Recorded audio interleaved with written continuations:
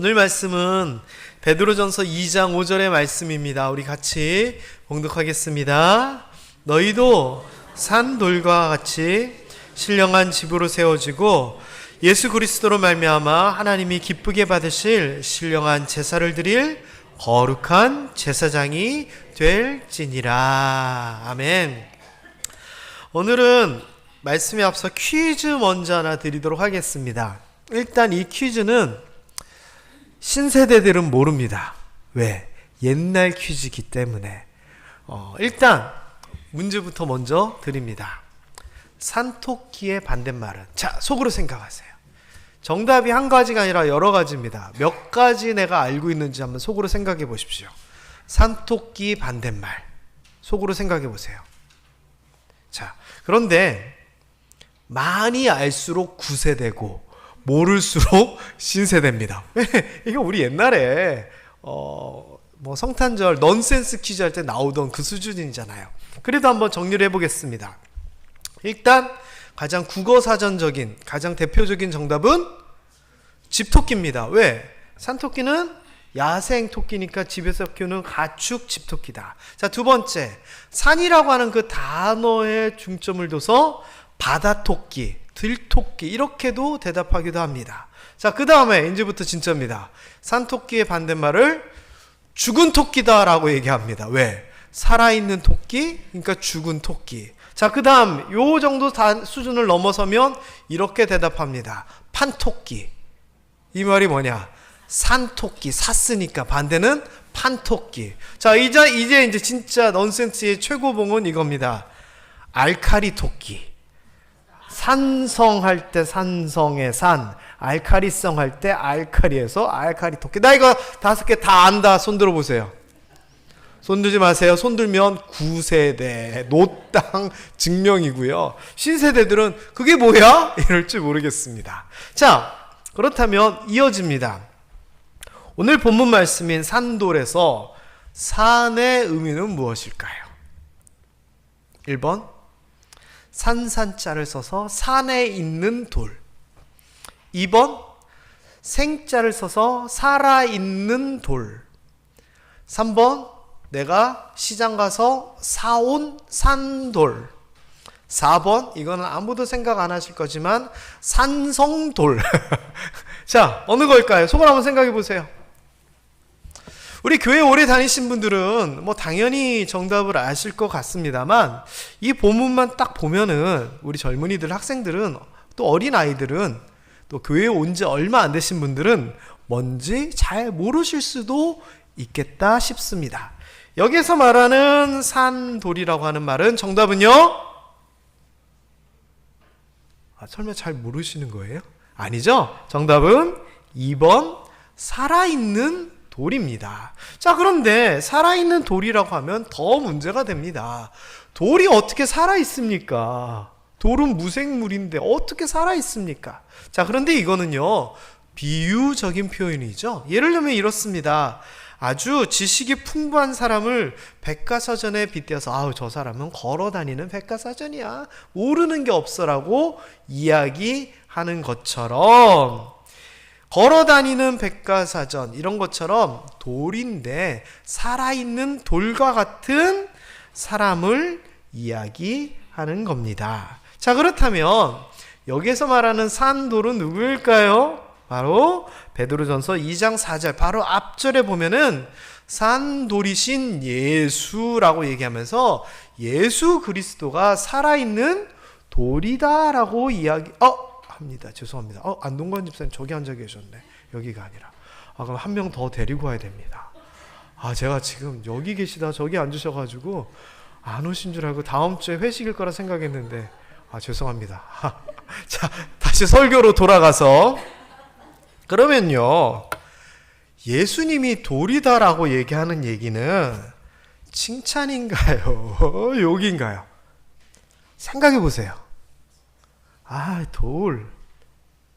돌, 대가리, 돌, 아이, 이렇게 치면은 이게 칭찬이 아닌 것 같은데 꼭 그렇지는 않습니다. 왜냐면은요, 우리가 돌을 가지고 칭찬하는 얘기 많이 하거든요. 좀 단단한 사람 보고 차돌 같아. 또 너무 반짝반짝거리고 이쁜 사람 보고 아이고 옥돌 같아. 아니면 좀 큰 돌인 바위 같아라고 하면서 돌을 가지고 칭찬을 할 수도 있잖아요. 맞아요. 칭찬입니다. 베드로전서 2장 4절을 보면 예수님을 돌이라라고 비교하면서 어떻게 얘기하냐면 보배로운 산돌이다라고 얘기해요. 이 보배롭다라고 하는 말은 엔티모스라고 하는 단어인데 명성을 가지고 귀중하고 값비싸다라고 얘기를 합니다. 자, 그렇다면 예수님이 도대체 왜 보배로워요? 쉽습니다. 역시 본문에서 그대로 이야기하기를 뭐라고 얘기하냐? 하나님께는 택하심을 입은 보배로운 산돌이신 예수께 나아가라고 해서 하나님이 택하셨기 때문에 보배롭다라고 이야기합니다. 자, 여러분, 이거는요, 우리도 마찬가지입니다. 우리가 보배롭다라고 표현을 씁니다.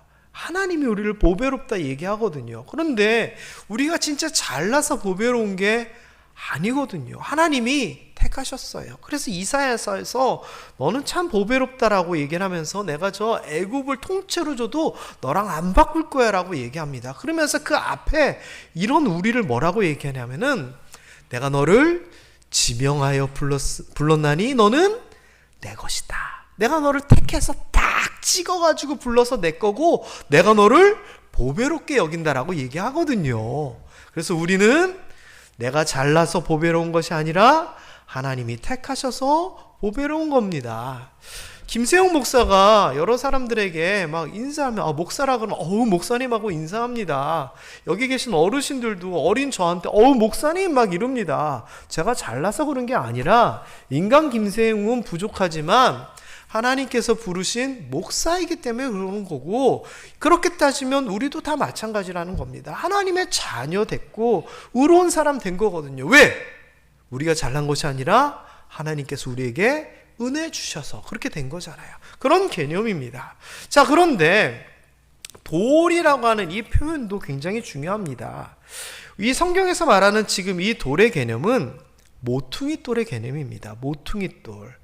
그리고 이 모퉁이 돌, 예수가 돌이다라고 하는 이 표현은 스스로 얘기하신 거예요. 마태복음 21장 42절에 보면 예수님께서 시편 118편 22절 구역에 보면은 건축자가 버린 돌이 집에 모퉁이 돌이 되었다라고 하는 그 표현이 있는데 그거 알지 않느냐? 내가 그래 라고 예수님께서 스스로 얘기를 하십니다. 그래서 산 돌이 되었다, 예수님께서 돌이 되었다라고 하는 이 표현은 모퉁이 돌이 되었다라고 하는 그 이야기예요. 모퉁이 돌이 예수라고 하는 이 말은 아까 시편 118편에 있는 것처럼 건축자가 사람들이 이 돌은 쓸모없어 내다 버렸는데 건축자의 눈에 보니까 단단하기도 하고 네모나기도 하고 크기도 하고 집을 지을 때 모퉁이의 머릿돌로 삼아서 위로 옆으로 그 돌을 기준으로 해서 집을 지으면 멋진 집이 되겠네. 건축자가 판단한 겁니다. 그래서 사람들은 쓸모없는 큰 돌이다라고 생각했는데 건축자는 가져다가 쓴 거거든요. 마찬가지로 예수님도 사람들은 십자가에 못 박아라 라고 얘기하고 버리겠지만 결국은 인류 구원에 있어서 가장 중요한 역할을 감당하신 그것을 의미하면서 스스로를 모퉁이 돌이라고 비유하십니다. 그 이야기가 산돌, 살아있는 모퉁이 돌이 되신 예수 그리스도다라고 하는 그런 의미이죠. 이 부분만 한번 정리 삼아서 한번 읽어볼까요? 산돌의 정확한 의미 시작. 모퉁이 돌처럼 모든 것의 기초와 근간이 되시는 살아계신 예수님이라는 뜻이라는 겁니다. 자, 여러분, 그렇다면 이 산돌 같다라고 얘기를 하는데 이 산돌 같다는 것 굉장히 좋은 의미입니다. 자, 우리가 잘 알고 있는 아프리카의 선교사이자 탐험가인 데이빗 리빙스턴이라고 하는 분이 있습니다. 위인전에도 나오고 어릴 때부터 많이 배웠던 이름인데 리빙스턴이라고 하는 그 말이 무슨 말이냐? 리빙, 살아있는, 스톤, 돌이라고 하는 뜻입니다. 그래서 아마 그 집안에 그 성을 지을 때 정확하진 제가 않겠지만 추측되는 바로는 성경에 나오는 이 리빙스톤, 영어 원문에 보면 이 산돌을 리빙스톤이라고 진짜로 칭합니다. 아마 우리가 성경에 있는 이름 계명이, 찬송이, 찬양이, 기쁨이, 구원이, 사랑이 이렇게 이름 짓는 것처럼 리빙스톤이라고 하는 그 이름도 아마 성경에 있는 이 산돌이라고 하는 이름을 따오지 않았을까 생각을 해봅니다. 그러면서 너는 리빙스톤이야, 살아있는 돌이야, 성경에 있는 산돌처럼 그렇게 살아, 그렇게 성을 지은 것 같아요. 그런 것처럼, 이름을 그렇게 짓는 것처럼 이 본문 말씀 베드로전서 2장 5절에서는 우리로 하여금 너희도 산돌같이 살아라 라고 얘기를 합니다. 이 말이 무슨 말이에요? 모퉁이 돌 대신 예수 그리스도처럼 살아라 라고 얘기를 하는 겁니다. 자, 그렇다면 모퉁이 돌 대신 예수 그리스도처럼 사는 것, 우리로 하여금 신령한 집으로 우리가 세워져라 라고 하는데, 우리로 하여금 모퉁이 돌이 되고 그 모퉁이 돌로 하여금 신령한 집으로 나중에 세워지라고 하는데, 그게 뭐냐? 이런 겁니다. 신령한 집이 뭐냐면은 바로 오이코스라고 하는 단어를 쓰는데, 어떤 건물이 아니라 집, 가족, 자손들, 또 넓게 봐서는 민족들, 요즘으로 말하면 쉽게 얘기하면 나와 연관되어 있는 어떤 공동체라는 겁니다. 그래서 지금 이 베드로전서 2장 5절에서는 예수님이 공동체를 세워나가신 것처럼 너희도 예수님처럼 모퉁이돌 역할을 하면서 너를 중심으로 위로 옆으로 거룩한 공동체를 만들어 가라 라고 얘기를 해요. 예수님께서 이 공동체를 어떻게 만드셨냐? 이렇게 특별히 교회 공동체, 제자 공동체를 어떻게 만드셨냐? 이런 과정들이 있습니다. 말씀이 선포됩니다. 그 말씀을 제자들이 듣고 믿습니다. 그 중에 한 사람인 베드로가 주는 그리스도시요 살아계신 하나님의 아들입니다라고 고백을 합니다. 그랬더니 예수님께서 그 대단하다, 너 이것을 알게 하시는 하나님이시다면서 이 고백을 반석으로 삼아 교회가 세워질 것이다 라고 얘기합니다. 그러면서 제자들에게 내가 하늘로 올라가더라도 너희는 이 예루살렘을 떠나지 말라라고 명령을 하시고, 그 명령에 순종하여 마가의 다락방에 모여있을 때 성령이 임재하시며 초대교회가 탄생됩니다. 그런 것처럼 우리로 하여금 너희도 너희를 통하여 너희 가정, 너희 교회, 너희 삶의 공동체가 신령하게 거룩하게 세워지도록 그렇게 하라는 겁니다. 예수님께서는 이렇게 신령한 공동체를 만드시기 위하여 교회의 머리가 되시고 교회를 위하여 자신을 주셨다라고 에베소서에서 얘기를 하거든요. 이 말이 뭡니까? 희생하고 사랑하고 섬기고 최선을 다하여 너희가 속한 이 신앙 공동체, 가정 공동체를 예수님처럼 아름답게 만들어 가라. 그 이야기가 산돌과 같은 예수 그리스도를 본받아 신령한 집을 세워가라 라고 하는 이 이야기인 겁니다. 다시 한번 오늘은 정리 삼아서 밑에 이야기처럼 이야기 한번 다시 한번 읽어볼까요?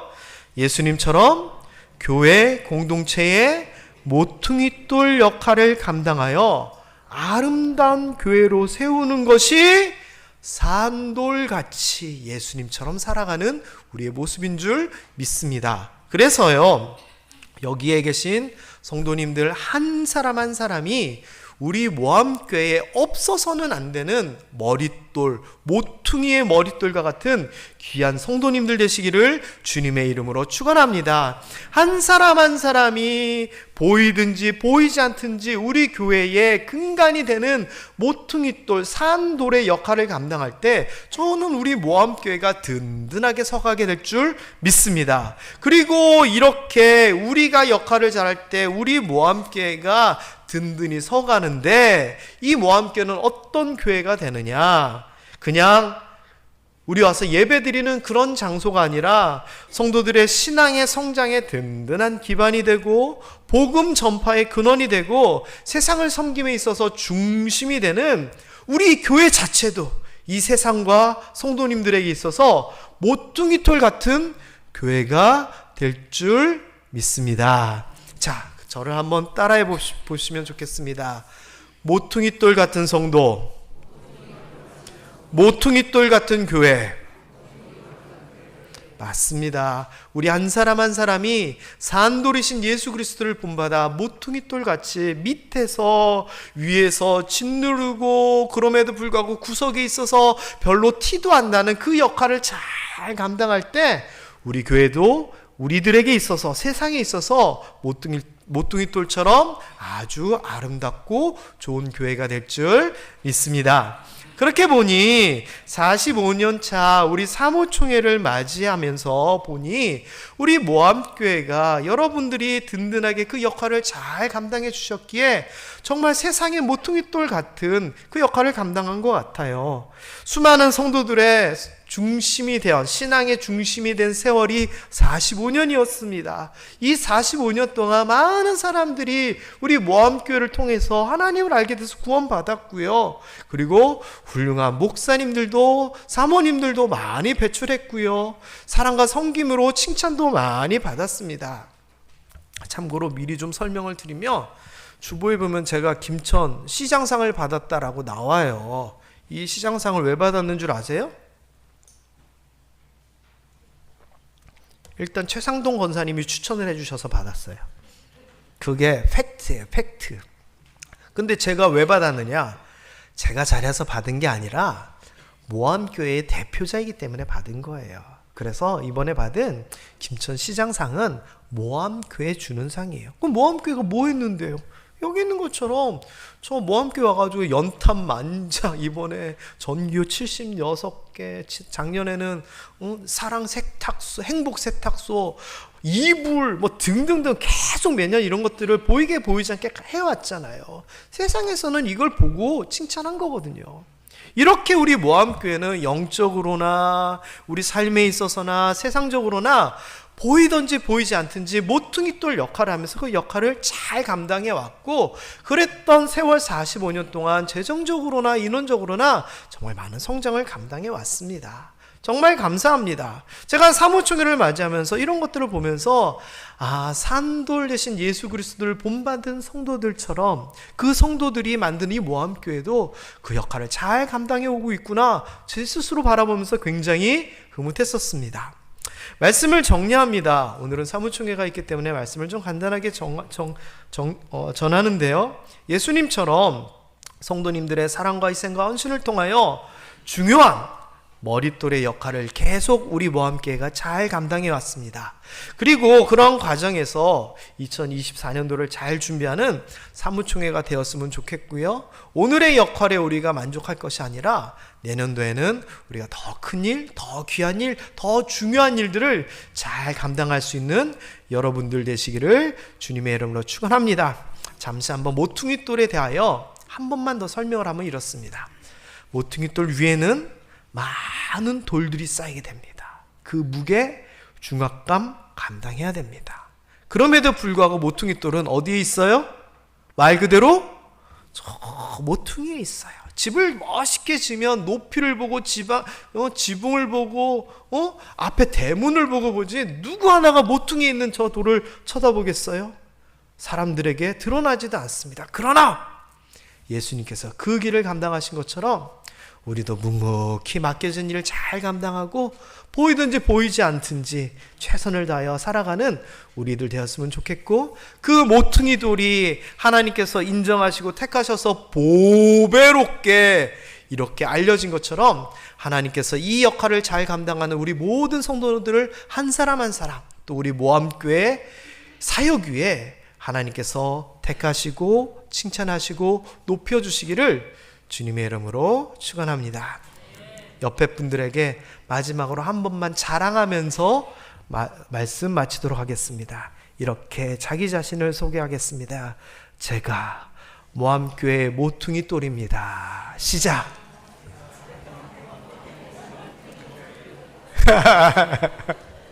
맞습니다. 여러분들이 모퉁이 돌입니다. 기도하겠습니다.